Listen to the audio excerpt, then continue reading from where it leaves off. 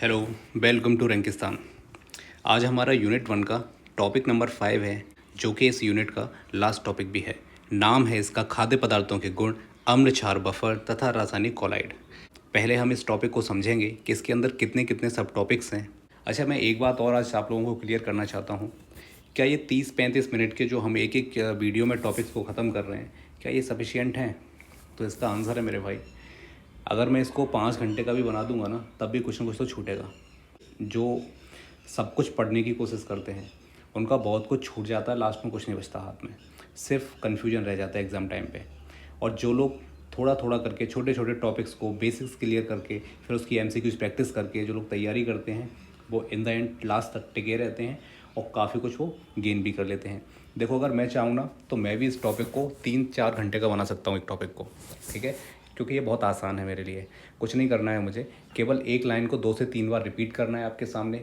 बीच में कुछ ऐसा मोटिवेशन जिसकी शायद आपको ज़रूरत भी नहीं है, शायद आप अच्छे से पढ़ रहे होंगे, आपका खूब पढ़ाई में मन लग रहा होगा, उसके बाद भी मैं ज़बरदस्ती का मोटिवेशन आपके लिए लेकर के आ जाऊँ जिसकी शायद आपको ज़रूरत भी नहीं होगी, है ना। इसके अलावा बीच में 2-3-4 अपने किस्से सुना दूँ। ये सारी चीज़ें करके मैं भी इस टॉपिक को 35 मिनट में जो सब ख़त्म किया जा सकता है उसको मैं 3 घंटे लंबा खींच सकता हूँ।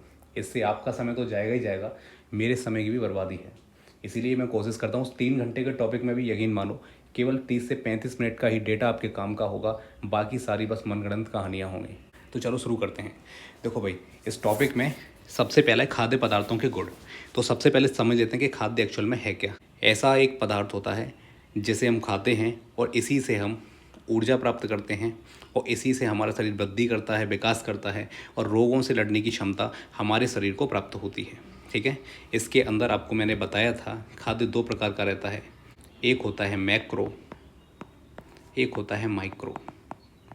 माइक्रो में हम विटामिन, मिनरल, फाइबर और वाटर इसको पढ़ते हैं, जिसको हम पढ़ चुके हैं।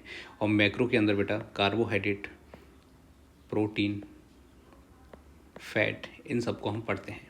इसके क्या क्या और फीचर्स होते हैं खाने के, हम उसे भी समझेंगे। खाद्य के मेन काम क्या होते हैं बताइए। ऊर्जा प्रदान करना होता है क्या? बिल्कुल। मेनली ऊर्जा प्रदान कौन करता है? कार्बोहाइड्रेट करता है। शरीर की वृद्धि व मरम्मत करना, यानी कि मसल्स बिल्डिंग का काम कौन करता है बेटा? प्रोटीन करता है। किससे प्राप्त होता है? दूध, दाल और अंडे से प्राप्त होता है। शरीर को रोगों से लड़ने की क्षमता देना कौन काम करता है बेटा? विटामिन्स करते हैं। शारीरिक क्रियाओं का नियंत्रण व संतुलन कौन करता है बेटा? फाइबर और मिनरल्स। इसके अलावा वाटर, ये हमारा काम करता है। ठीक है, अब देखो, ये समझने के बाद हम ये समझेंगे कि श्रेष्ठ खाद्य किसको कहते हैं, अर्थात हम किस चीज़ को बोलें कि ये बेस्ट फूड है ना। अब इसमें आपकी पसंद नापसंद नहीं चलेगी कि ये पसंद है तो ये सबसे बेस्ट, ऐसा नहीं है। कौन कौन सी विशेषताएं होंगी जिसकी वजह से हम उसको बेस्ट फूड कहते हैं? सबसे मेन क्या होगा? न्यूट्रिशनल रिच होना चाहिए, अर्थात पोषण उसमें आवश्यक होना चाहिए। सेकंड, ताज़ा होना चाहिए। कीटनाशक नहीं होने चाहिए उसमें। जब खेती करते हैं, इसको उगाते हैं बेटा, तब इसमें कम से कम कीटनाशकों का प्रयोग होना चाहिए। इसमें मिलावट कम से कम होनी चाहिए, केमिकल इसमें कम से कम होने चाहिए। इसके अलावा बेटा क्या होना चाहिए? ऐसा खाना होना चाहिए जो टेस्टी तो हो लेकिन साथ ही साथ आसानी से डाइजेस्ट हो जाए। बेटा देखो, खाना अगर जल्दी डाइजेस्ट हो जाएगा, आसानी से डाइजेस्ट हो जाएगा, तो वो बहुत सारी एनर्जी जो डाइजेशन में खर्च होती है वो आपकी बच जाएगी और वो आपकी बॉडी को आगे और सारे काम करने में काम आती है। ठीक है, सुरक्षित भंडार योग्य, अर्थात खाना ऐसा भी होना चाहिए जिसको हम लंबे समय तक प्रिजर्व करके रख सकें, उसको हम अच्छे से संभाल कर रख सकें, स्टोर करके रख सकें। ऐसा ना हो कि आज उगाया, आज हमने उसको तोड़ा और शाम तक वो ख़राब हो जाए, है ना बेटा। इसके अलावा पर्यावरण संसाधनों के अनुसार अनुकूल होना चाहिए। कैसे बेटा? एक तो ऐसा है कि ऐसा ना हो कि जरा सी धूप 35, मान के चलिए 35 डिग्री सेल्सियस पे कोई चीज़ उग रही है, जैसे 36 डिग्री सेल्सियस हुआ बस कोलैप्स हो गई, अब नहीं उगेगी अच्छे से, प्रोडक्शन उसका नहीं होगा। तो ये नहीं होना चाहिए, यानी कि स्थानीय मौसम अनुसार के उपयुक्त होनी चाहिए। हमने क्या देखा बेटा? खाद्य क्या होता है, खाद्य का काम क्या होता है और एक श्रेष्ठ खाद्य की विशेषता क्या क्या होती है। तो एग्ज़ाम में आने के लिए मुझे लगता है एक इम्पॉर्टेंट टॉपिक हो सकता है, वो ये है पोषक तत्व। किस आयु वर्ग के लिए पोषक तत्वों की आवश्यकता बेटा कितनी होनी चाहिए? ठीक है, यहाँ आप देख लीजिएगा कि हमें कितनी प्रोटीन और कितनी कार्बोहाइड्रेट चाहिए होती है ना। ये आप देखेंगे यहाँ एक तरफ आपको बेटा एज ग्रुप दे रखा है, यहाँ आपको कैलोरी में ऊर्जा दे रखी है कितनी होनी चाहिए, यहाँ आपको प्रोटीन देखने को मिलेगा, कार्बोहाइड्रेट और फैट। फैट आप देखेंगे जनरली यहाँ नोटिस करेंगे तो ऑलमोस्ट हर एज ग्रुप के लोगों के लिए लगभग समान ही है। ठीक है, बहुत ज़्यादा इसमें बहुत वेरिएशंस नहीं है। देखो 25 से 30% लगभग। इसके अलावा आप अगर प्रोटीन देखेंगे बेटा तो प्रोटीन छोटे बच्चों के लिए कम और बड़े लोगों के लिए ज़्यादा। ये देखो फैक्चुअल डेटा है, इसमें कोई समझाने वाली चीज़ तो है नहीं। इसमें आपको देखना है कि आप एटलीस्ट आपकी एज ग्रुप वाले जो लोग हैं, यहाँ पे जो एडल्ट हैं, इनके लिए कितना कैलोरी चाहिए, 2400 से 2700 कैलोरी आपको चाहिए होंगे, है ना। यहाँ पे बेटा प्रोटीन दिया है, लगभग 60 ग्राम प्रोटीन आपको लेना होगा, है ना। और इतना कार्बोहाइड्रेट आपको चाहिए और यही आपको फैट चाहिए होगा। ठीक है, इधर बेटा एक तरफ आपको सोर्सेस भी लिखे हुए हैं जो कि आप जानते हैं कि किस चीज़ से हमको क्या प्राप्त होता है। ठीक है, बाकी एक ये भी देख लीजिए, स्तनपान कराने वाली महिलाएं, जो छोटे बच्चे जिनके पास होते हैं फीडिंग करानी है, उनको देखिए बेटा इतनी तो होनी ही चाहिए। इसके अलावा क्योंकि वो बच्चे को फीडिंग करा रही है तो उसको 350 कैलोरी यहाँ गर्भवती महिला को, और जिनके बच्चे होते हैं छोटे उनको प्लस 600, यानी कि इसमें हम 600 ऐड कर देंगे। इतनी कैलोरी इनको एक्स्ट्रा चाहिए होती है। और इनको सबसे ज़्यादा विटामिन की, इनको सबसे ज़्यादा बेटा प्रोटीन की भी ज़रूरत होती है। ठीक है, इतना आप समझ लेंगे। इसके अलावा बेटा प्रोटीन की मात्रा मैं आपको एक तरीके से और भी बता देता हूँ। अभी हम देखते हैं कि आपको प्रोटीन की मात्रा की कितनी आवश्यकता है। एग्जाम्पल के लिए आप ए हैं और आपका वेट है बेटा 70 kg, तो ऑलमोस्ट आपको चाहिए होगा 70 ग्राम प्रोटीन। ठीक है, और मतलब ऐसे ही देख लीजिए, अगर किसी का है 100 kg वेट है तो उसको एटलीस्ट 100 ग्राम बेटा प्रोटीन चाहिए होगी। ये बेटा प्रोटीन तब है जब आप सामान्य काम करते हैं, सामान्य वर्कआउट करते हैं और उसके बाद आप अपने वेट को, अपनी बॉडी को, अपने मसल्स को उतना रखना चाहते हैं जो स्लोली ग्रोथ करता है। लेकिन कुछ ऐसे लोग जो मसल्स बिल्डिंग करना चाहते हैं, तो मान के चलिए उनको 70 kg है और उनके गोल्स अलग अलग उनके हिसाब से हो सकते हैं। तो फिर बेटा इसी में 70 kg वाले लोगों के लिए 100 ग्राम तक प्रोटीन, और उसके अलावा फिर just double protein 140 gram protein तक भी, जैसा आपको जो आपका जिम ट्रेनर होगा वो आपको बताएगा कि कितना है। जनरली आपका जितना केजी वेट रहता है लगभग उतना ही ग्राम प्रोटीन आपके लिए आवश्यक दिन में होता है। ठीक है, अगर आपको और भी थोड़ा समझना है तो एग्जाम्पल के लिए अगर कोई एक एग खाता है, ठीक है, तो उसके अंदर जो यॉर्क होता है येलो कलर का, उसको भी अगर हम ऐड कर लें तो एक अंडे में लगभग 6 ग्राम प्रोटीन रहता है। तो आप इससे आइडिया लगा सकते हैं कि आप अगर दिन में कितने अंडे खाएंगे। अगर सिर्फ अंडे ही अंडे खाएंगे तब आपको कितना अंडे खाने पड़ेंगे, जिसकी वजह से आपकी बॉडी की जितनी रिक्वायरमेंट है प्रोटीन की वो पूरी हो जाएगी। ठीक है बेटा, आगे बढ़ते हैं। डाइजेशन जब हमने पढ़ा था तब आपने खाने को हमने देखा कि कैसे डाइजेस्ट होता है। तो बेटा खाने के भी कुछ अलग अलग नाम होते हैं, वो यहाँ मैं लिख देता हूँ, यहाँ इसमें लिखा हुआ नहीं है। जैसे खाना बेटा जब आपका मुँह में होता है तब हम उसको बोलस कहते हैं। क्या कहते हैं? बोलस कहते हैं इसको हम, BO। ऐसे ही खाना जब स्टमक में होता है तब हम इसको काइम कहते हैं। ठीक है, छोटी आंत में जब होता है तब बेटा हम इसको काइल कहते हैं। ठीक है, और जब बड़ी आंत में होता है तब बेटा हम इसको फीकल या फीकस कहते हैं। फीकल या फीकस कहते हैं। इनको थोड़ा सा याद रखना। यहाँ से सवाल आपसे ऐसे बन सकता है कि खाना जब डाइजेशन की प्रक्रिया में, जब आपके आमाशय में यानी आपके स्टमक में होता है तब उसको किस नाम से जानते हैं? तो काइम कहते हैं बेटा। जब छोटी आंत में होगा तो काइल कहते हैं। और ये सब कुछ यहाँ पे लिख दिया है, इसको एक बार पढ़ लेना, एक बार, है ना, याद हो जाएगा, कोई बहुत डिफ़िकल्ट चीज़ नहीं है। अब बेटा देखो, इसके अलावा अब हमारा टॉपिक के अंदर एक सब टॉपिक है जिस पे लिखा हुआ है कि खाद्य पदार्थों के गुण। अब इन गुणों को बेटा दो तरह से पढ़ेंगे, एक इनके फिजिकल जो गुण होंगे वो, और एक केमिकल जो गुण होंगे अर्थात रासायनिक गुण और भौतिक गुण। तो देखो खाद्य पदार्थों के गुण, प्रॉपर्टीज़ ऑफ फूड सब्सटेंसेस, इसमें हम देखेंगे कि भौतिक गुणों में क्या क्या होता है। तो देखो बेटा, सबसे पहले भौतिक का मतलब इतना हो, देखिए जो आपको देखते ही आपको समझ आए, है ना। आप रंग देख पा रहे हैं, उसका टेस्ट, उसका गंध, उसकी ट्रांसपेरेंसी आप कितना देख पा रहे हैं, है ना। ये सारी चीज़ें आपकी भौतिक गुण में आएंगी। अब यहाँ से सवाल कैसे बनेगा? क्या ये पूछेगा आपसे कि भौतिक गुण कितने प्रकार के हैं? बिल्कुल नहीं, ऐसा कुछ नहीं आएगा। आपसे सवाल जो पूछेगा वो मैं आपको बताऊँगा। सिर्फ पढ़ना हमें नहीं है, पढ़ने के साथ हमें समझना भी है कि यहाँ से सवाल कैसे बनेगा। ठीक है, यहाँ पर देखो बेटा कलर का पूछ रहा है, तो यहाँ पर प्राकृतिक या कृत्रिम। कुछ प्रकार के कलर तो क्या होते हैं बेटा, ऑटोमेटिकली नेचर उनको प्रोवाइड करता है। कुछ ऐसे रहते हैं जो आपने देखा होगा, लालची लोग रहते हैं, सब्जी हो या फ्रूट्स हों, उनको जब बेचने के मार्केट में लाते हैं तब वो लोग क्या करते हैं, उनमें एक्स्ट्रा कलर कुछ ऐड कर देते हैं। जैसे आपने टमाटर को देखा हो, कुछ टमाटर होते हैं जो थोड़े हरे थोड़े आपको लाल दिखाई देते हैं, कुछ ऐसे होते हैं प्रॉपर प्योर लाल रहते हैं, तो वो बेटा केमिकलाइज्ड होते हैं और कैसे हाइब्रिड होते हैं। इसकी वजह से तो दो प्रकार के होते हैं, है ना बेटा, प्राकृतिक और कृत्रिम कलर।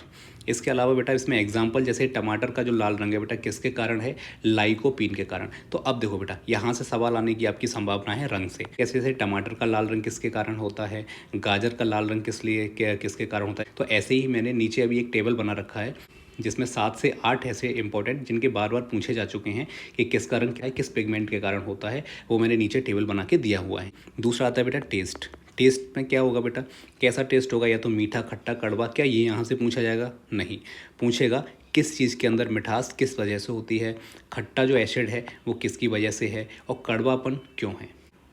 तो यहाँ से बेटा यही सवाल बनेगा कि किस एसिड की वजह से इसका टेस्ट ऐसा है, तो उसकी भी नीचे एक टेबल बनी हुई है, वहाँ भी हम पढ़ लेंगे इसको, है ना बेटा।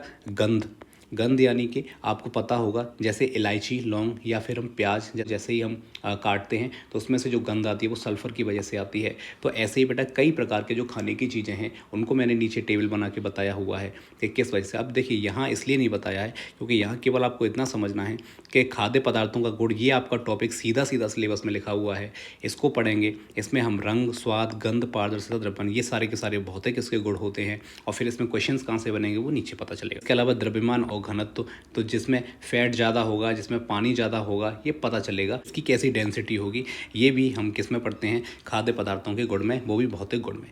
दूसरा बेटा केमिकल, केमिकल प्रॉपर्टीज इसकी क्या होगी। सबसे पहले बेटा पीएच वैल्यू हम पढ़ेंगे। पीएच वैल्यू आपको पता होगा 7 को हम न्यूट्रल रखते हैं, जो 7 से कम होते हैं उनको हम एसिडिक कहते हैं, और जो 7 से ज़्यादा जिनकी पीएच वैल्यू रहती है उनको हम बेस या एल्कलाइन बोलते हैं। बेस यानी कि क्षारीय उनको बोलते हैं, ठीक है। अब देखो यहाँ समझ लेना कि बेस यानी क्षारीय का मतलब हो जाएगा आपको कसैला सा स्वाद आएगा, है ना। जैसे साबुन अगर कभी गलती से आपके मुंह में गया होगा तो कैसा टेस्ट रहता है, ऐसा ही रहेगा। एसिड का हमेशा कैसा रहेगा बेटा, खट्टा रहेगा, या हम इसको कड़वा भी कह सकते हैं, इसको बेस क्षार वाले को। और एसिड कैसा रहेगा, खट्टा रहेगा बेटा, है ना। आगे बढ़ते हैं, विलेयता बेटा, सॉल्युबिलिटी कैसी है, कुछ चीज़ें पानी में घुल जाएंगी, कुछ नहीं घुलेंगी। तो ये कैसा गुण है बेटा, ये रासायनिक गुण है इसका। ऑक्सीकरण और अपचयन, ऑक्सीडेशन और रिडक्शन, ठीक है बेटा। एक ये भी आएगा, केमिकल प्रॉपर्टी होगी जो ऑक्सीकरण से तेल में खटास आती है, तो इस खटास को रोकने के लिए एंटीऑक्सीडेंट्स का इस्तेमाल करते हैं, जिसकी वजह से ये खटास रुक जाती है और खाना ख़राब होने से बच जाता है। ऐसे ही बेटा रिएक्टिविटी यानी प्रतिक्रियाशीलता भी कुछ में होती है। जैसे आपने देखा होगा कुछ खाना ऐसा रहता है जिसको गर्मी में थोड़ा सा प्रकाश में जैसे ही हम रखते हैं वो ख़राब हो जाता है, या किसी विशेष धातु के बर्तन में अगर हम उसे रख देते हैं तो वो जल्दी ख़राब हो जाता है। या फिर इसका विपरीत भी हो सकता है कि किसी विशेष प्रकार के धातु के बर्तन में रखने से वो खाना लंबे समय तक सही रहता है, ठीक है। तो आगे बढ़ते हैं बेटा। फिर एक आता है पोषण संबंधी गुण। कार्बोहाइड्रेट होना चाहिए, प्रोटीन, फैट, विटामिन, खनिज तत्व आदि की उपस्थिति खाने में होनी चाहिए। अगर उसमें केवल और केवल टेस्ट है तो फिर आपको उसको इनटेक नहीं करना चाहिए, क्योंकि वो आपकी हेल्थ के लिए अच्छा नहीं होगा। उसके अलावा बेटा इसमें ऊर्जा मूल्य उसका कितना है, अर्थात कितना कार्बोहाइड्रेट है, कितना प्रोटीन है। प्रोटीन और कार्बोहाइड्रेट आपको पता होगा 4 कैलोरीज देते हैं, ये 1 ग्राम की बात हम कर रहे हैं, है ना। ऐसे ही फैट जो होगा सबसे ज़्यादा आपको 9 कैलोरीज देता है। जैव उपलब्धता बेटा क्या होती है, कितनी आसानी से, 2 चीज़ें इसमें होती हैं। एक तो पहला बेटा ये होता है कि कितनी आसानी से मिल जाता है, ईजिली अवेलेबल है, और दूसरा बेटा इसको अवशोषण करने की क्षमता, यानी इसको डाइजेशन के बाद बॉडी जो है कितनी जल्दी एब्जॉर्ब उसको कर लेती है। उसका जो मेन जो उसका चंक जो उसका क्रंच मिलता है इस बॉडी को, उसको कितना जल्दी वो जो है ब्लड में सर्कुलेट कर देती है ना। दोनों चीज़ों को वायु अवेलेबिलिटी में हम पढ़ते हैं, ठीक है बेटा। अब देखो हमने इतना पढ़ा, अब हम समझते हैं कि एसिड क्या है बेटा। देखो बेटा वे यौगिक जो जल में घुलकर H आयन देते हैं, अर्थात प्रोटॉन्स देते हैं, वो क्या होते हैं बेटा, एसिड रहते हैं, ठीक है। ये 2 प्रकार के होते हैं, एक नेचुरल एसिड होते हैं, एक सिंथेटिक एसिड्स रहते हैं। नेचुरल कैसे होंगे बेटा, जैसे नींबू, नींबू में आपको खटास किसकी वजह से होती है, साइट्रिक एसिड की वजह से होती है। ऐसे इमली में बेटा टार्टरिक एसिड की वजह से होती है। वहीं अगर आपसे दूध पूछ ले तो दूध किसकी वजह से, लैक्टिक एसिड की वजह से खट्टा होता है। और एसिटिक एसिड जो होता है वो सिरका में पाया जाता है। इसके और भी कुछ चीज़ें हैं, इसमें कुछ और भी अन्य भी लैक्टिक और इसमें कुछ और भी एसिड्स दे रखे हैं जो हमारे डेली यूज़ के खाने में पाए जाते हैं। उनकी नीचे अभी आपको एक लिस्ट मिल जाएगी, वहाँ से आप पढ़ लेना। इसके अलावा सिंथेटिक एसिड बेटा अलग होते हैं, इनको हम लैब्स में बनाते हैं, उसके बाद हम खाने में प्रिजर्वेशन में हम इनको यूज़ करते हैं। जैसे कि HCl हाइड्रोक्लोरिक एसिड और सल्फ्यूरिक एसिड H2SO4, ये वो एसिड्स रहते हैं जिनको हम बनाते हैं और जो है इनको डिफरेंट यूजेस में डिफरेंट चीज़ों में हम इनको यूज करते हैं। खाने की प्रॉपर्टीज़ पढ़ रहे हैं। खाना एसिडिक होगा कब, जब 7 से उसका pH वैल्यू कम होगा। ठीक है बेटा। अब एसिडिक होगा तो उसमें क्या क्या गुण होंगे, सबसे पहले तो हमको उसमें एक एसिड का पता लगाना होगा कि किस एसिड की वजह से इसका टेस्ट ऐसा है। दूसरा बेटा, इसकी प्रॉपर्टी कैसी होगी, खट्टा होगा, पहले ही बताया था, नीले लिटमस को लाल कर देता है, ये आपको याद रखना है। देखो बेटा, हर चीज़ को खा के टेस्ट नहीं कर सकते, है ना, कि कौन एसिडिक है कौन बेस है, यानी कि एल्कलाइन है। ये जो बेटा लिटमस है ये ब्लू कलर का होता है। अब इस पर जैसे ही खाने की कुछ ड्रॉप्स डालेंगे तो ये बेटा ब्लू से बेटा रेड हो जाएगा। अगर ये ब्लू से रेड हो रहा है तो हम बोल रहे हैं कि ये कैसा है भैया, एसिड है ना। लिटमस पेपर ब्लू से रेड हो जाएगा तो एसिडिक होगा। ठीक है बेटा। इसके अलावा खाद्य में प्रयोग बेटा कैसे करते हैं बता ही दिया है ना। जैसे कि टेस्ट बढ़ाने के लिए कर सकते हैं, प्रिजर्वेटिव्स के रूप में यूज कर सकते हैं इसको। क्षार यानी कि बेस, एल्कलाइज क्या होते हैं, जैसे वहाँ पे जो H आयन दे रहा था यहाँ पे OH आयन देता है। ऐसे यौगिक होते हैं जो जल में घुलने पर OH आयन यानी कि हाइड्रोक्साइड आयन प्रदान करते हैं, उनको हम क्षार कहते हैं। ये भी बेटा दो प्रकार के होते हैं। एक सामान्य क्षार होता है जिसको हम NaOH यानी कि सोडियम हाइड्रोक्साइड कहते हैं, KOH जिसको पोटेशियम हाइड्रोक्साइड कहते हैं। ऐसे ही बेटा एक होते हैं खाद्य क्षार यानी कि फूड ग्रेड बेसिस होते हैं। ये कैसे होते हैं, ये हमारे खाने में डेली रोज़मर्रा के जीवन में यूज होते हैं। जैसे कि बेकिंग सोडा NaHCO3 है ना बेटा, क्षारीय प्रकृति होगी, क्यों, क्योंकि ये खुद में ही क्षार है। ऐसे ही बेटा एक लाइम होता है CaOH2, ये भी होता है। जैसे हमने एसिड खाने के हमने गुण देखे थे, ऐसे ही यहाँ पे ये टेस्ट में कैसा होगा बेटा, कड़वा। बताओ यहाँ पे एसिड कैसा होगा, टेस्ट में खट्टा होगा। और ये जो बेस है ये कैसा होगा, ये कड़वा होगा, है ना, बिटर। ऐसे याद रख लेना। इसके बाद बेटा देखो ये कैसा करेगा, लाल लिटमस को नीला कर देगा। अब देखो इस पर अगर हम लिटमस टेस्ट करेंगे अगर, तो बेटा रेड जो लिटमस होगा ये कैसा हो जाएगा तुम्हारा, ब्लू हो जाएगा। तब हम क्या बोलेंगे कि ये बेस है। तो देखो बेटा बेस में कैसा हो रहा है, रेड से ब्लू हो रहा है, और यहाँ पे ब्लू से कैसा हो रहा है, रेड हो रहा है। ये क्षार में हो रहा है और अम्ल में ऐसा हो रहा है। अम्ल में क्या हो रहा है बेटा, रेड से ब्लू, और यहाँ पे क्षार में कैसा हो रहा है, ब्लू से रेड हो रहा है। इतना याद रखना। खाद्य उपयोग आपको पता ही है, बेकिंग सोडा बेकिंग एजेंट के रूप में काम करता है, और एल्कलाइन वाटर ये सब्जियों को उबालने में काम आता है। देखो इतना समझा। अब हम बेटा समझते हैं कि बफर क्या होता है। अभी तक बेटा हमने क्या पढ़ा, एक बार हम उसको समराइज़ कर लेते हैं, उसके बाद हम आगे बढ़ेंगे। ठीक है। अब देखो सिंपल भाषा में मैं आपको एक बात समझाऊँ, केवल उसे सुनिए आप। भोजन जैसे केवल भूख मिटाने के लिए नहीं होता है, यह हमारे शरीर को स्वस्थ बनाता है, मजबूत बनाता है, ऊर्जा देता है और पोषक तत्व भी देता है, जिसकी वजह से हम ग्रो करते हैं और अपने डेली के कामों को कर पाते हैं। ठीक है बेटा, हमारी पूरी बॉडी फंक्शन करती रहती है इसकी वजह से। हम इनको मुख्य रूप से 6 वर्गों में बांटते हैं। जैसे कार्बोहाइड्रेट में, जो कि शरीर को ऊर्जा देता है, चावल, रोटी, आलू, चीनी, इनसे हमको ये प्राप्त होता है। सेकंड नंबर पे बेटा प्रोटीन होता है। कार्बोहाइड्रेट हो गया, प्रोटीन होता है, शरीर की ये वृद्धि करता है, मरम्मत करता है। ये हमको दाल, अंडे, सोयाबीन, इनसे हमें प्राप्त होता है। थर्ड नंबर पे बेटा फैट होता है। ये शरीर में ऊर्जा का भंडारण करके रखता है, शरीर को गर्मी देता है। तेल, घी, मेवा, इनसे हमको ये प्राप्त होता है। वहीं उसके बाद हमने बेटा विटामिन को देखा था। ये शरीर को रोगों से लड़ने की शक्ति देते हैं, शरीर के अनेक कार्यों को सुचारू रूप से चलाए रखते हैं। ये हमको फ्रूट्स और वेजिटेबल से मिलते हैं। इसके अलावा बेटा फिर हमने इसके खनिज पढ़े, खनिज यानी कि मिनरल्स पढ़े, जो हमारी हड्डियों को मजबूत रखते हैं, खून को बनाने में हेल्प करते हैं। इसमें आयरन भी होता है, और आयरन जो है आपका ब्लड फॉर्मेशन में हेल्प करता है ना। इसके अलावा आपकी जो मांसपेशियां रहती हैं उनको फ्लेक्सिबल भी बनाता है। इसके अलावा ये प्राप्त किससे होगा बेटा, दूध, नमक और हरी सब्जियों से प्राप्त होता है। इसके अलावा बेटा हमने वाटर पढ़ा। वाटर की ज़रूरत क्या है बेटा, शरीर की सफाई, हर चीज़ को घोल देता है ना। बॉडी में आप जो भी खाएंगे उसको घोल देता है, आसान छोटे छोटे अणुओं में तोड़ देता है, जिससे बॉडी को डाइजेशन करने में आसानी हो जाती है और एब्जॉर्ब करने में भी आसानी हो जाती है। एक तरीके से आपकी बॉडी की सफाई हो जाती है इससे, है ना। पीने का पानी बेटा कहाँ से मिलेगा जल बताइए आप? आपको फ्रूट से मिलेगा, है ना, सब्जियों से मिलेगा, और आप डायरेक्टली जो पानी पीते हैं, जूस पीते हैं, उससे आपको प्राप्त होता है। ठीक है बेटा। इसके बाद हमने एसिड, क्षार और बफर, और हमको रासायनिक कोलाइड, ये हमारे टॉपिक दिए हुए हैं, इनको पढ़ना है, जिसमें से हमने अम्ल और क्षार को पढ़ा है। एक बार हम अम्ल और क्षार को भी समझ लेते हैं। क्या बताया था बेटा? एसिड क्या होगा बेटा? जो जल में घुलकर H आयन प्लस दे रहा होगा, हाइड्रोजन आयन दे रहा होगा। स्वाद में बेटा ये कैसा होगा? खट्टा होगा। इसके अलावा इसकी जो pH वैल्यू होगी बेटा 0 से लेकर के 6.9 तक होगी, यानी कि 7 से कम हमेशा रहेगी, तो 6.9 तक हाईएस्ट जा सकता है ये। उदाहरण इसका बेटा क्या होगा? जैसे नींबू का रस ले लीजिए, सिरका ले लीजिए, HCl हाइड्रोक्लोरिक एसिड, ये हो सकता है आपका। ठीक है बेटा। इसके अलावा फिर हमको यहाँ पे हमने पढ़ा बेस, यानी कि क्षार को हमने पढ़ा।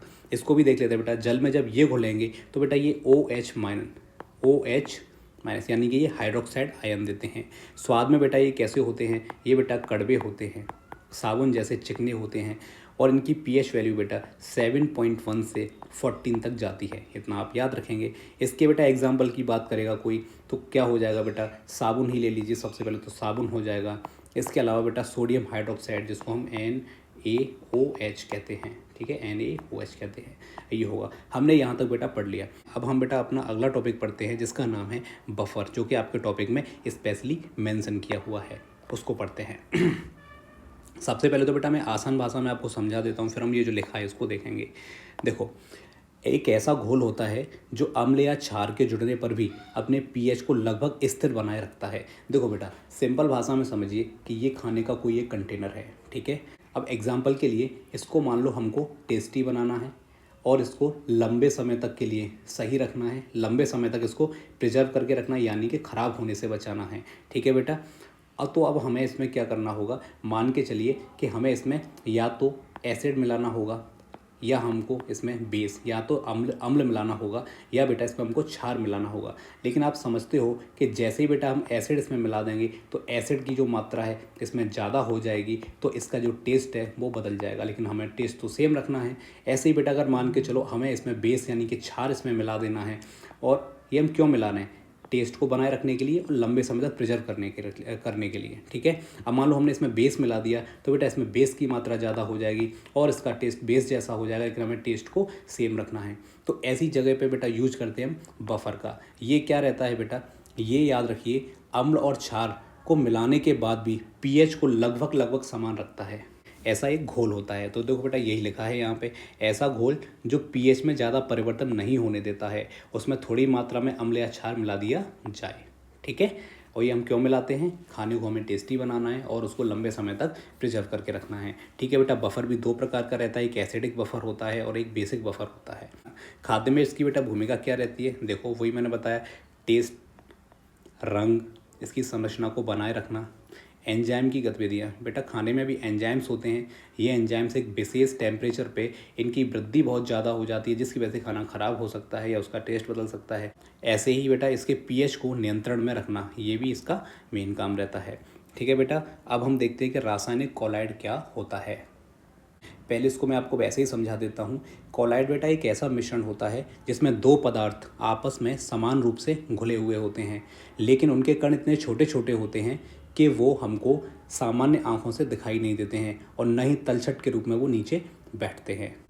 ठीक है बेटा। देखिए इसमें लिखा भी हुआ है, ऐसे मिश्रण होते हैं जिनमें एक पदार्थ के अत्यंत सूक्ष्म कण किसी दूसरे माध्यम में समान रूप से फैले रहते हैं, यानी कि एक मिक्सचर होता है बेटा। ठीक है। लेकिन बताओ, हम इसको नग्न आंखों से नहीं देख सकते हैं। जैसे जैसे एग्जांपल के लिए इसके जो सूक्ष्म कण हैं तो कितने सूक्ष्म होंगे बेटा? ये 1 नैनोमीटर से जो है 1000 नैनोमीटर तक हो सकता है इनका आकार। ठीक है बेटा। याद रखना बेटा, ये पारदर्शी नहीं होता है। और पारदर्शी नहीं होता है कैसे चेक करते हैं? हम जब लाइट से, जब टॉर्च से हम जो है रोशनी जब उस पर मारते हैं तो धुंधला दिखता है, जिसको हम बेटा क्या बोलते हैं? टिंडल इफेक्ट बोलते हैं। ठीक है। ये पूछ सकता है कि टिंडल इफेक्ट की जो घटना है वो इनमें से किस में होती है? एसिडिक में होती है, बेस में होती है, बफर में होती है, या बोलेगा रासायनिक कोलाइड में होती है? तो आप क्या बताएंगे बेटा, ये कहाँ हुई? रासायनिक कोलाइड में टिंडल इफेक्ट देखा जाता है। अब बाकी इसमें बेटा एक और चीज़ मैं आपको बता दूं, जैसे आपने कभी देखा होगा कि आपने एक ग्लास लिया, ये कोई कंटेनर लिया जिसमें आपने पानी डाला और इसमें आपने जो है चीनी भी डाल दी, इसको आप मिक्स कर देंगे या इसको हिलाकर रख देंगे तो इसमें जो चीनी के कण बेटा वो नीचे बैठ जाते हैं। लेकिन याद रखना रासायनिक कोलाइड बेटा ऐसा होता है जिसमें जब मिक्सचर हम दो चीज़ों का करते हैं तो इसमें याद रखना कण नीचे नहीं बैठते हैं, जहाँ है जैसा है वैसा का वैसा रहता है। इसीलिए इसको बेटा ऐसा बोलते हैं कि ये ना तो सच्चा घोल होता है और न ही ये स्थैतिक होता है, स्थैतिक होता है। देखो सच्चा घोल बेटा कैसे किसको कहते हैं, जैसे चीनी पानी, जैसे कि चीनी को हम पानी में मिला देते हैं, है ना, तो पूरे तरीके से वो इसमें डाइल्यूट हो जाती है, पूरे तरीके से वो इसमें बेटा क्या हो जाती है, घुल जाती है ना। चीनी पानी अलग अलग नहीं दिखते हैं हमको, ठीक है, इसको हम सच्चा घोल कहते हैं, है ना। और इसके अलावा बेटा जैसे कि रेत और पानी, रेत व पानी, जैसे आप अगर रेत को पानी में मिक्स करेंगे तो क्या कभी ऐसा हो सकता है कि रेत दिखना बंद हो जाएगा, ऐसा नहीं होगा, वो आपको दोनों चीज़ें अलग अलग दिखाई देती हैं। तो इसको क्या बोलते हैं, इसको बोलते हैं स्थगन। स्थगन यानी कि ये अच्छा, या फिर ऐसे बोले ये सच्चा घोल नहीं है। तो बताइए ये जो रासायनिक कोलाइड है ये ऊपर वाला होगा या नीचे वाला, तो इसका आंसर होगा इनमें से कोई नहीं होगा। ये कैसा होगा बेटा, इनमें से एक भी नहीं होगा, क्योंकि इसमें ये जो सूक्ष्म कण हैं ये ना तो नीचे बैठेंगे ना कहीं जाएंगे, जहाँ जैसे आप एक बार घोल के रख देंगे वैसा का वैसा बना रहेगा ये, ठीक है बेटा। अब देखो बेटा कुछ क्वेश्चंस बेटा इसमें और भी आपसे पूछे जा सकते हैं, वो मैं आपको यहाँ पे बता देता हूँ। सॉल्व भी होता है एक, इसमें क्या होता है बेटा, ठोस कण और तरल दो चीज़ों को मिलाया जाता है ना। यहाँ से आपसे पूछे जाते हैं, ये देखिए ये भी इंपॉर्टेंट है, यहाँ से आपसे सवाल पूछे जा सकते हैं, ठीक है। इनमें से क्या पूछेगा, ये रासायनिक कोलाइड हम पढ़ रहे हैं, रासायनिक कोलाइड के ये कुछ एग्जाम्पल्स होते हैं। इसमें याद रखना घोलने की चीज़ें अलग अलग होती हैं, जैसे कि कहीं आप लिक्विड में जो है लिक्विड घोल रहे हो, कभी क्या होगा कि लिक्विड में आप सॉलिड घोल रहे हो, समझ में आ रहा है, और कभी कभी हम लिक्विड में क्या गैस भी घोलेंगे, इसलिए ये सारे अलग अलग होते हैं, इनको पढ़ लेते हैं। एक होता है बेटा सबसे पहला सॉल, इसमें क्या होते हैं बेटा, ठोस कण द्रव में मिलाए जाते हैं, ठीक है। जैसे इसका कोई अगर नेचुरल एग्जांपल लेंगे तो ये रक्त होता है। इसमें आपको पता होगा बेटा, इसमें एक तो प्लाज्मा होता है और इसमें एक ब्लड के कण होते हैं।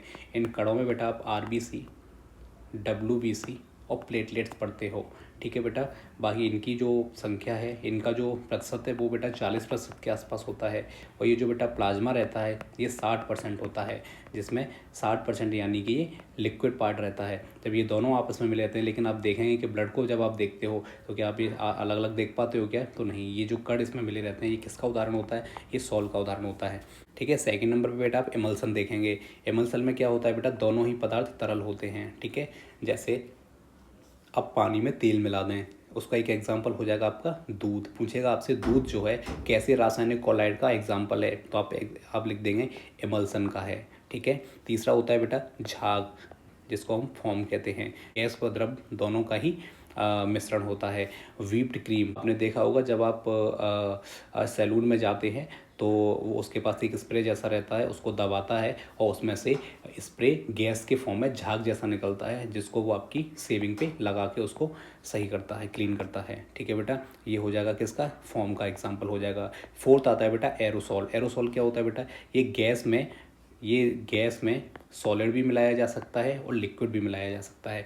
उदाहरण के लिए बेटा स्प्रे, ठीक है। अब देखिए स्प्रे दो प्रकार के रहते हैं, आपने देखा होगा, ऐड देखा होगा, फॉग का एक आता है जिसमें बोलता है कि इसमें नो गैस, सिर्फ लिक्विड होता है, यानी कि ये और दोनों चीज़ें इसमें मिक्स की जाती हैं, ठीक है। ये उसके अलावा एक होता है बेटा जेल। जेली क्या होता है, ठोस व द्रव दोनों को मिलाया जाता है, जैसे आपका दही हो गया और जेली हो गया, है ना। ये बेटा किसके एग्जाम्पल हो जाएंगे, आपके जेल के। बेटा हम ये क्या पढ़ रहे हैं, हम पढ़ रहे हैं खाद्य, और खाद्य की जो रासायनिक और भौतिक गुण क्या क्या होते हैं वो हमने भौतिक गुण समझ लिए। उसके बाद हम रासायनिक गुणों को पढ़ रहे हैं। रासायनिक गुणों में हमने बेटा क्या पढ़ा, हमने एसिड पढ़ा, और हमने बेस यानी कि क्षार पढ़ा, फिर हमने बफर पढ़ा, फिर हमने रासायनिक कोलाइड पढ़ा। अब रासायनिक कोलाइड के हमने ये एग्जांपल्स देख लिए कितने सारे होते हैं। इसके अलावा बेटा आपको पता होगा कि खाद्य में इसके क्या क्या प्रयोग हो सकते हैं। एमल्सीफायर जैसे हो गया, दो तरलों को स्थिर रूप में मिलाने के लिए इस्तेमाल किया जा सकता है, लेसिथिन के रूप में, ये इसका एग्जाम्पल हो जाएगा। एक स्टेबलाइजर के रूप में, यानी कि कोलाइड जो होता है उसको बेटा जमने से रोकने के लिए, जैसे कि जेलेटिन, ठीक है। बाकी इसका थिकनर यानी गाढ़ापन बढ़ाने के लिए भी हम इसको यूज करते हैं, जैसे स्टार्च और पैक्टिन। ये क्या है बेटा, ये क्यों पढ़ रहे हैं, ये खाद्य में इसके उपयोग हैं, यहाँ हम इनको कैसे इस्तेमाल कर सकते हैं, ये इसमें हमने पढ़ा। बाकी यहाँ पे बेटा आपके लिए कुछ रिवीजन की पॉइंट लिखे हुए हैं, देख लेना, है ना। जैसे पूछेगा मिल्क क्या है, तो आप बता देंगे हमने ऊपर पढ़ा है, ये क्या है बेटा, नेचुरल एमल्सन है, ठीक है। पीएच वैल्यू आप देख लीजिए बेटा, 7 होगी तो वो न्यूट्रल होगा, 7 से अगर बेटा ज़्यादा होगा तो बेसिक होगा, और 7 से कम होगा तो एसिडिक होगा। सिट्रिक एसिड बेटा किस में यूज होता है, सब बहुत, इसके सिर्फ यही एग्जांपल्स नहीं है, बहुत सारी जगहों पे यूज होता है, यहाँ पे तो बस एक दो लिखती हैं।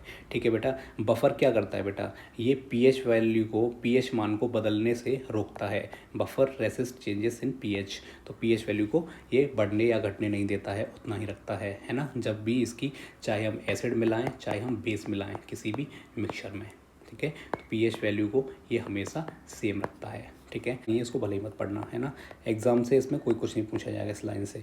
बेकिंग सोडा की बेटा बात कर लेते हैं ये बेकरी में यूज होता है। अगला है बेटा आपका लैक्टिक एसिड।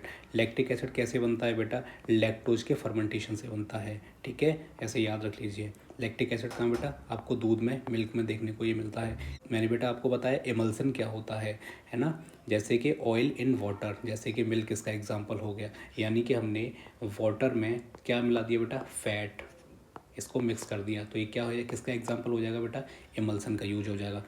अब बेटा हम पढ़ेंगे कि खाने की जो वस्तुएं रहती हैं उनमें किस कलर के लिए कौन सा पिगमेंट रिस्पॉन्सिबल होता है, हम उसको पढ़ेंगे। तो देखिए बेटा, ग्रीन कलर आपको सब्जियों में, फलों में कहीं भी दिखेगा तो किसके कारण होगा बेटा, क्लोरोफिल के कारण होगा। ठीक है बेटा, यहाँ एक जगह हमने एक पॉइंट और भी लिखा है, ये किस चीज़ में विलय होगा। याद रखना बेटा, ये जो क्लोरोफिल है ये कभी भी पानी में विलय नहीं होगा, ये केवल फैट यानी कि चिकनाई में ये विलय होगा, यानी कि घुल जाएगा, है ना।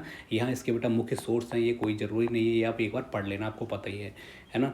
लाल कलर बेटा किसके कारण होगा, आप याद रखेंगे बेटा, ये याद रख लेना, यहाँ से एग्जाम में आने की संभावना इस चैप्टर से सबसे ज़्यादा यहीं से बनती है। लाइकोपीन से इसका कलर लाल होता है ना। क्या देता है बेटा, एंटीऑक्सीडेंट और वसा, ये भी फैट में ही घुलता है। इसके अलावा बेटा ऑरेंज कलर किसकी वजह से होता है, जैसे ऑरेंज कलर जैसे कि होता है गाजर में होता है, और भी बहुत सारी चीज़ों में, नारंगी में होता है, संतरे में होता है, किसकी वजह से होता है बेटा, कौन सा पिगमेंट है, तो पढ़ेंगे बीटा कैरोटीन। बीटा कैरोटीन की वजह से इनका कलर कैसा होता है बेटा, ये ऑरेंज होता है। और याद रखना विटामिन ए सबसे ज़्यादा इन्हीं में पाया जाता है।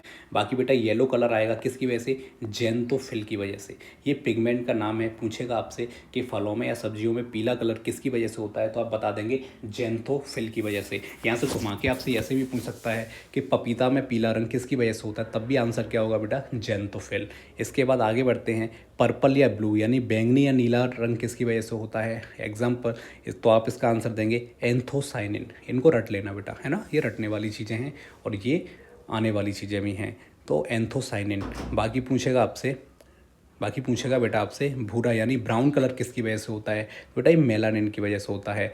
आपका जो कलर है, अगर किसी का ब्राउन कलर है तो वो भी मेलानिन की ही वजह से है। ठीक है बेटा, इसके अलावा वाइट कलर, सफ़ेद रंग किसकी वजह से होता है, तो दो चीज़ें याद रखना, फ्लेवोन और एल्ब्यूमिन, ये दोनों की वजह से आपका कलर, खाने की चीज़ों का कलर कैसा होता है बेटा, वाइट होता है। ठीक है, और अधिकांशतः किस में, प्रोटीन और स्टार्च में घुल जाते हैं, ये भी याद रखना, जैसे आलू वाइट, केला, दूध, इनका कलर कैसा होता है बेटा, वाइट होता है। और किसकी वजह से होता है, तो आप याद रखेंगे फ्लेवोन और एल्ब्यूमिन की वजह से होता है। हल्दी जैसा पीला रंग बेटा किसकी वजह से होता है, तो ये होता है करक्यूमिन की वजह से। करक्यूमिन याद रखना, हल्दी जैसा पीला रंग करक्यूरिन की वजह से होता है। याद रखना बेटा, ये एंटीसेप्टिक इसमें गुण भरपूर मात्रा में पाए जाते हैं। ठीक है बेटा, ये यहाँ हमने ये नहीं लिखा है किस में घुलेगा, क्योंकि ये घुलने की कोई बात ही नहीं है। इसकी वजह से इसका जो स्पेशलिटी वो है कि एंटीसेप्टिक गुण इसमें पाए जाते हैं। ठीक है बेटा, बाकी सब चीज़ें ये यहाँ पे क्विक फैक्ट के रूप में फिर से वही लिख दिया है ना। इसके अलावा बेटा अब देखते हैं कि खाने की जो चीज़ें रहती हैं उनमें जो अरोमा यानी जो खुशबू रहती है, अरोमा, उसके लिए कौन रिस्पॉन्सिबल होता है। तो देखिए बेटा, प्याज है, प्याज में जो तीखी तेज़ गंध आती है उसके लिए सल्फ़र जिम्मेदार होता है। ऐसे ही गार्लिक यानी लहसुन, इसमें एलिशिन, देखिए वैसे ही याद हो जाएगा, लहसुन एलिशिन, है ना, एक तरह से कैसा हो रहा है, साउंड कर रहा है एक जैसा। इसके बाद इलायची, इलायची में कौन सा पिगमेंट होता है जिसकी वजह से बेटा क्या होता है, जिसकी खुशबू आती है, तो होता है शिनियोल। कैसा होता है, शिनियोल। हींग में कौन सा होता है बेटा, है ना, यहाँ से ऐसे ही सवाल बनेंगे, याद रखना। सल्फ़र, इसमें सल्फ़र यौगिक ही, सल्फ़र का ही एक यौगिक होता है, उसी की वजह से होता है। अदरक बेटा, अदरक को हम जिंजर कहते हैं ना, जिंजर, तो ये जिंजरोल की वजह से इसमें ऐसी खुशबू आती है। धनिया पत्ता, आपको पता होगा, धनिया पत्ते में कैसे आएगा बेटा, लीनालूल, है ना, ये लीनालूल बेटा, ये धनिया में जिसकी वजह से खुशबू आती है। ऐसे ही वहीं पे मिंट यानी कि पुदीना बेटा आपको मेंटोल ऐसे कहते हैं, मेंथोल मेंथोल ऐसे याद रखें, तो मेंथोल पुदीना ये इसके लिए ज़रूरी होता है। ठंडी ताजगी भरी खुशबू होती है उसकी बहुत, है ना। ये होता है बेटा, ये गलत लग गया है, लवंग नहीं लौंग है ये, है ना, क्लोव। तो ये किसका, यूजेनॉल, यूजेनॉल की वजह से इसका ऐसा खुशबू रहता है। काली मिर्च यानी कि ब्लैक पेपर, ये पाइपरिन की वजह से होता है। देखिए जैसे मैंने आपको ये बताया है, इसमें अब मैंने कुछ समझाया तो आपको है नहीं, सिर्फ ये लिखा हुआ है और आपको एक बार बोल दिया है। मेरी बात मानना, केवल इसी वाले पार्ट को, ये जो फैक्चुअल जो पार्ट है ना, ये दूसरा वाला, एक तो ये किसकी वजह से किसका रंग होता है और ये किसकी वजह से किसकी गंध होती है, इसको मेरे साथ ही इस वीडियो में एक बार रिपीट करके इसी बार साथ के साथ ही यहीं पे दो दो बार देख लेना और बोलते चलना। जैसे मैं बोल रहा हूँ मेरे साथ साथ बोलते चलना, और देखिए आपको याद हो जाएंगे। और अगर आपको प्रॉपर याद भी नहीं हुए ना, तो एग्ज़ाम में आपको इसका ऑप्शन देख के आपको याद आ जाएंगे। ठीक है बेटा। बाकी देखिए केला, देखिए बहुत ज़्यादा ज़रूरी नहीं है, जैसे कि इनमें से दही का याद कर लेना, है ना।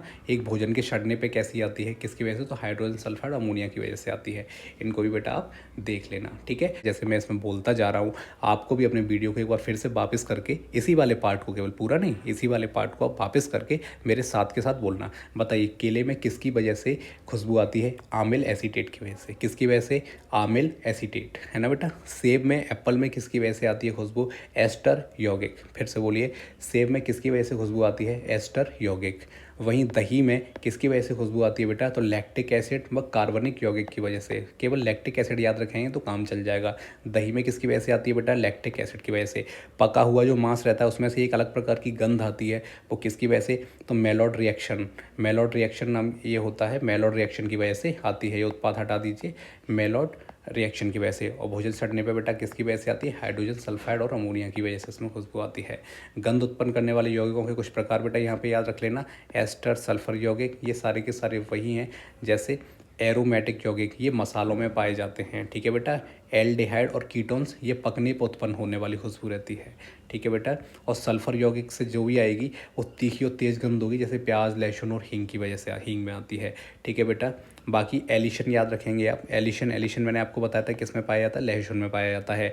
एंटी बैक्टीरियल गुणों से भरपूर होता है। अगर आप लोगों ने बचपन में, पता नहीं, हमारी तो दादी जो थी वो हमें जब भी खांसी होती थी तो ये क्या करती थी, लहसुन को और भून के आग में और फिर खिलाती थी। इसमें एंटी बैक्टीरियल गुण, उनको पता नहीं कैसे पता था, बट सही हो जाते थे उसको।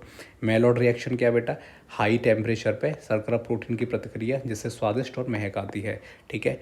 इसके अलावा सड़न वाली खुशबू जब भी आएगी, अंडे की बदबू या सड़न वाली बदबू, किससे, हाइड्रोजन सल्फाइड और अमोनिया की वजह से आती है, ठीक है बेटा। कुछ हम क्या देख लेते हैं, नेचुरल एसिड्स देख लेते हैं, इन एसिड्स की वजह से कौन सी वस्तु में क्या होता है। अब देखिए यहाँ पे बेटा हम एसिड्स को देख लेते हैं, यहाँ से भी सवाल आने की संभावना है। पूरा का पूरा फैक्चुअल चैप्टर है ये वाला। सिट्रिक एसिड किस में पाया जाता है बेटा, नींबू, संतरा, मौसमी, इनमें, ठीक है। ये याद रखना, ये विटामिन सी से भरपूर होते हैं। इनकी विशेषता सबकी लगभग ये तो होगी ही कि एंटीऑक्सीडेंट होंगे और इनमें विटामिन सी पाया जाएगा। एंटीऑक्सीडेंट और विटामिन सी यानी कि आपकी ये रोग प्रतिरोधक क्षमता को बढ़ा देते हैं। टार्टरिक एसिड बेटा किस में पाया जाएगा, इमली में। आप याद रखें, इमली में टार्टरिक एसिड, इसको साथ के साथ बोलते जाओ, याद हो जाएगा यहीं, ठीक है बेटा। मैलिक एसिड, बाकी अगर आप देखिए, आपने अगर यहाँ मेरे साथ में अगर आपने ये रिपीट कर लिए ना बेटा, तो फिर जब मैं एमसीक्यू जिसके दूंगा, आप टेलीग्राम ग्रुप पे भी जुड़ जाना। टेलीग्राम पे मैं डेली क्वेश्चंस डालता हूँ वहाँ पे, ठीक है। तो ये डेली जब मैं क्वेश्चंस डालूंगा और अगर आपने इसको लेक्चर को लिया होगा तो आपको वहीं समझ आ जाएगा कि हाँ आपको बहुत सारे तो याद हो गए हैं वहीं। तो आपको देखिए परेशान कभी इस बात से मत होना कि हमको सारे याद नहीं हुए हैं। याद रखना बेटा, जितने भी याद हो गए हैं ना उनको रिवाइज करो, फिर उसके बाद धीरे धीरे जितने कर पाओ उतने कर लेना। परेशान ये मत हुआ करो कि सारे हमको याद नहीं हो रहे। आप जितने कर पा रहे हैं ना उतने करिए पहले, उसके बाद जब उतने आपके कंप्लीट हो जाएंगे, 4 हो जाए, मान ली 20 दे रहा हूँ मैं, तो 20 में से अगर आपको 5 भी याद हो गए ना तो आप शुक्र मनाइए कि ठीक है हमको 5 याद हो गए, अभी आगे हम और भी कर लेंगे। फिर धीरे धीरे बेटा जैसे ही आपको मैं क्वेश्चन एमसीक्यूज दूंगा ना तो आपको पता चलेगा कि नहीं ये तो हमें याद है, इसका ऑप्शन ये तो नहीं हो सकता। तो आप क्या करेंगे, आपको एलिमिनेशन आ जाएगी, है ना, और ये आपको एग्जाम में भी हेल्प करेगी, ठीक है। फिर उसके बाद बेटा मैलिक एसिड आ जाता है, ये आपको सेब में, अंगूर में, इनमें देखने को मिलता है, ठीक है बेटा। लैक्टिक एसिड आपको दूध से बनी हुई चीज़ें रहेंगी, दूध, छाछ, अचार, इनमें देखने को मिलेगा। एस्कॉर्बिक एसिड की बात करें बेटा, विटामिन सी का नाम भी ये तो होता है, ये आंवला में होता है, आंवले में ही विटामिन सी सबसे ज़्यादा पाया जाता है। नींबू और अमरूद में भी पाया जाता है। अब आप कहेंगे नींबू में तो, सेट्रिक एसिड में भी यहाँ लिखा हुआ है, तो क्या हो गया, है ना। सब नींबू का भी एक अपना एक पूरे नींबू की भी अपनी एज रहती है ना। कभी वो हरा रहता है, कभी वो पीला हो जाता है ना। छोटे से बड़ा होता है तो उसमें क्या है, इनकी जो मात्रा है एसिड्स की ये ऑटोमेटिकली कम ज़्यादा हो जाती है। ठीक है बेटा, इसमें पढ़ते हैं ऑक्जेलिक एसिड। ऑक्जेलिक एसिड बेटा ये पालक, चुकंदर और टमाटर, यहाँ पे याद रखना पालक बहुत इंपॉर्टेंट है। ये एक बार क्वेश्चन आ चुका है ऐसा CGL में, है ना। उसमें पूछ लिया था कि पालक में कौन सा एसिड पाया जाता है, तो याद रखना ऑक्जेलिक एसिड। पालक में आयरन तो पाया ही जाता है, इसके अलावा भी ऑक्जेलिक एसिड याद रख लेना। एसिटिक एसिड की बेटा बात करेगा तो सिरके में, विनेगर और अचार में पाया जाता है, इसमें ये वाला याद रखना सिरका। ब्यूटिक एसिड की बात करेंगे बेटा तो याद रखना कहाँ पाया जाएगा, ब्यूटी, मक्खन तो वैसे ही ब्यूटीफुल सा होता है ना, तो ब्यूटिक एसिड कहाँ पाया जाएगा, मक्खन में। वहीं सैलिसिलिक एसिड की बात करेंगे बेटा तो ये बेटा आपका करौंदा में पाया जाएगा और जामुन में पाया जाएगा, ये इसको हटा देना, है ना। ये चीज़ हो गई। ठीक है बेटा, बचा है बेटा बेंजोइक एसिड। ये कहाँ पे बेटा, कैनबेरी और आलू बुखारा की क्विक रिवीजन के लिए ये वाले लिखे हुए हैं। ये इसलिए मैंने लिख दिए हैं कि जब सारे याद ना हो पाएँ तो एटलीस्ट इतने तो कर ही लेना। ठीक है, तो बेटा ये हो गया आपका ये वाला चैप्टर ख़त्म। और अब देखो फिर से मैं आपसे वही वाली बात बोल रहा हूँ कि इस चैप्टर को भी मैं 2 से 3 घंटे में करा सकता हूँ। बार बार इसी को रिपीट करता रहूँगा, बार बार बेफिजूल की इसमें बातें लोड करता रहूँगा। आप बेटा याद रखना, कोई भी चैप्टर या कोई भी टॉपिक कभी भी पूरा और कंप्लीट नहीं हो सकता। याद रखना, आप 10 प्रकार की किताबें लेकर के आएंगे, आपको 10 प्रकार की नई चीज़ें उसमें देखने को, समझने को मिल जाएंगी। लेकिन ये अब आपकी समझदारी है कि आप सारी किताबों को, अलग अलग किताबों को ला करके आप पढ़ें। उनमें से एक्सेसिव जो डेटा है, बहुत ज़्यादा डेटा जो भर भर के दिया हुआ है, आप उस पर अपना दिमाग ख़राब करें या आप बेसिक्स पहले क्लियर करें। और बेसिक्स क्लियर करने के बाद फिर जब मैं आपको MCQ प्रैक्टिस कराऊंगा जिसमें एडवांस लेवल के क्वेश्चंस भी होंगे, तो बेसिक्स तो आपको पता ही होंगे। उसके अलावा जो आपको नई चीज़ें मिलेंगी उनको आप वन लाइनर फैक्ट के रूप में अपनी कॉपी में कहीं लिख लेना।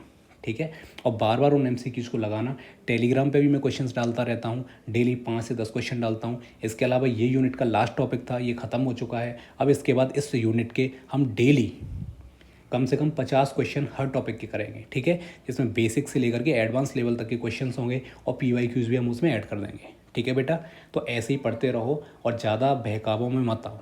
ठीक है, ओके, थैंक यू।